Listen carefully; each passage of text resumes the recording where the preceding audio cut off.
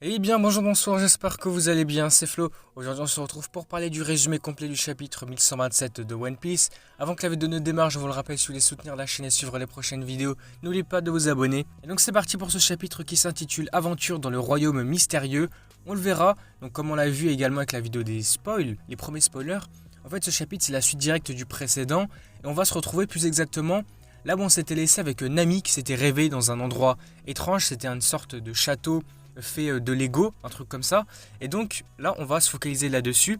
On va voir que le chapitre va directement commencer cette fois-ci à Elbaf. Donc on voit dans un village géant dont les maisons sont également faites de blocs de Lego. Alors pour l'instant, c'est vrai que je comprends pas trop pourquoi c'est des Lego. On dirait que c'est des jouets, des trucs comme ça. Peut-être qu'on aura des explications après. Les géants parlent de l'incendie qui s'est soudainement déclenché dans la forêt. Ils vont éteindre le feu pour qu'il n'endommage pas l'arbre Yggdrasil. Alors là, on aura une image de cet arbre. Alors je sais pas pourquoi il s'appelle comme ça, est-ce qu'il y a une signification? Est-ce que cet arbre représente quelque chose, un symbole? En tout cas, pour vous expliquer un peu à quoi il ressemble, cet arbre, c'est juste un arbre très très grand, très géant avec des grandes branches, grandes feuilles, etc. Donc pour l'instant on ne sait pas ce qu'il signifie, pourquoi est-ce qu'il est là ou est-ce qu'il représente quelque chose, on ne sait pas du tout. Donc nous voyons que les géants sont choqués parce que des abeilles géantes sont tombées du ciel, comme si elles avaient été attaquées par quelque chose. Un autre géant va parler de quelque chose qui s'est passé dans la forêt. Le premier géant va dire le grondement de tout à l'heure est le son d'un lapin qui s'appellerait Dieu de l'oreille qui tombe au sol. Un deuxième géant va dire mais ce n'est pas possible, comment quelque chose peut-il arriver à un lapin de cette taille? Ensuite nous allons passer sur le Big Stain Castle, donc c'est le château en Lego où on s'était laissé au chapitre précédent. Donc voilà, où se trouve Nami, tout le château est fait de blocs de Lego, même les plantes qui l'entourent sont faites en Lego aussi. Il semble que le château soit situé quelque part à Elbaf puisque nous pouvons voir donc l'Yggdrasil, c'est l'arbre géant, loin du château. Bon, ici on peut déjà le dire, mais tout ce qu'on va voir, tous les objets, les personnages, peu importe ce qui va se passer, tout sera en géant, en taille x1000, je ne sais pas, mais tout sera gigantesque. Donc on peut voir que Nami a vaincu une abeille géante grâce à l'attaque de Zeus. Zeus va demander à Nami où ils sont. Nami est en larmes en répondant qu'elle ne sait pas du tout. La dernière chose dont elle se souvient, c'est qu'ils étaient sur le bateau des géants. Bah oui, c'est vrai, on se rappelle. C'est quand ils étaient en train de boire de l'alcool ou je ne sais plus trop quoi. Et donc là, à partir de ce moment-là, il y a eu une coupure dans le temps, on ne sait pas ce qui s'est passé. Moi, c'est ce que je voudrais savoir pour l'instant. Je ne sais pas si c'est expliqué après dans le chapitre, mais il nous faut une explication sur comment on est passé des personnages sur le bateau à maintenant on se retrouve sur Elbaf. Et donc ici, Nami va parler, elle va dire mais quelqu'un venez m'aider, Luffy, Zoro, Sanji, je prendrai même Usopp à ce stade, mais est-ce que j'ai perdu la tête? Je me souviens pas avoir changé non plus. Mais où est cet endroit? Est-ce que je suis dans un rêve ou pas? Vraiment, on voit qu'elle est complètement perturbée, elle est choquée.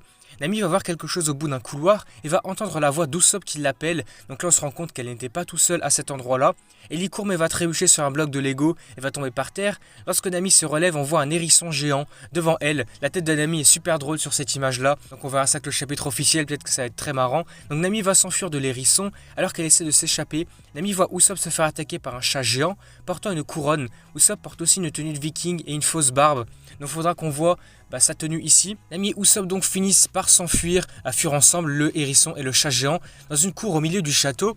Cependant, Nami et Usopp vont décider qu'ils doivent affronter ces créatures géantes. Alors Nami et Zeus vont attaquer le hérisson avec une attaque de tonnerre et vont le battre. Malheureusement, le hérisson géant va tomber sur la tête du chat géant et ce dernier va être électrocuté carrément. On verra par la suite une petite discussion entre les deux pour savoir ce qui s'est passé. Est-ce que quelqu'un sait, a des infos sur où ils sont, comment ça s'est passé.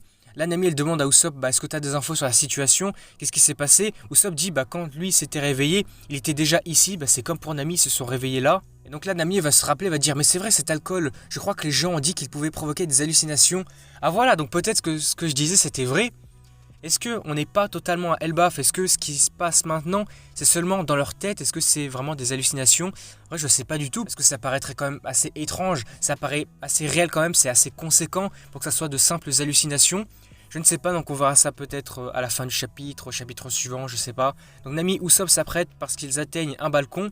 Usopp va faire face au chat géant en pensant que c'est une hallucination, du coup il va pas prendre peur à ce moment-là. Cependant le chat géant va bien être réel et va donc lui foncer dessus. Nami et le chat géant vont tomber ensemble du balcon dans l'arrière-cour du château. Soudain le chat géant va se transformer en un lion géant, on voit qu'il se transforme carrément et vont les attaquer une nouvelle fois.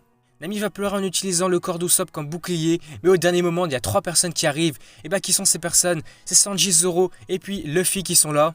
Et donc on va les voir tous les 3 sur des doubles pages incroyables. Les 3 vont apparaître comme ça et faire une attaque combinée pour éclater ce monstre, on va dire, je ne sais pas ce que c'est exactement.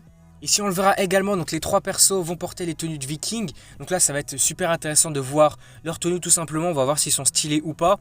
Donc pour l'instant ce qu'on avait pu voir avec Nami, c'était quand même aussi pas mal. Donc je pense que le style devrait être assez similaire, je pense que ça pourrait être cool. Donc Luffy porte un casque avec de longues cornes et une hache sur le dos.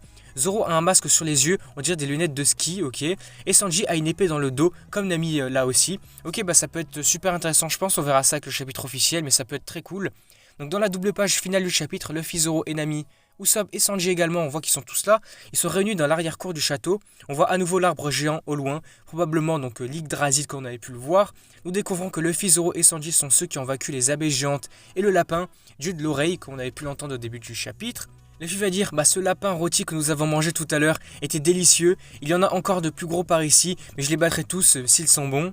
Zoro lui va dire nous devrions d'abord chercher la mer et notre bateau, nous ne savons pas ce qui est arrivé à notre équipage pour l'instant. Voilà, là c'est vrai, faut qu'ils comprennent ce qui s'est passé pour l'instant, on n'a aucune information.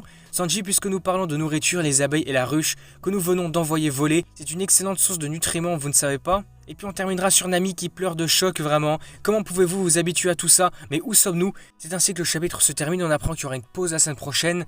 Ça c'est dommage parce que du coup on va devoir attendre 2 semaines pour des explications. C'est vrai que moi pour l'instant j'ai surtout envie de comprendre comment ça s'est passé, comment on est arrivé jusqu'ici, plus que autre chose pour l'instant. Mais du coup faudra voir que le chapitre officiel les tenues, je pense que ça peut être hyper cool. Mais voilà, globalement le chapitre aura été surtout un petit chapitre de transition je pense, pour marquer vraiment le début de l'arc Elbaf, puisque c'est vrai que là ça commence maintenant.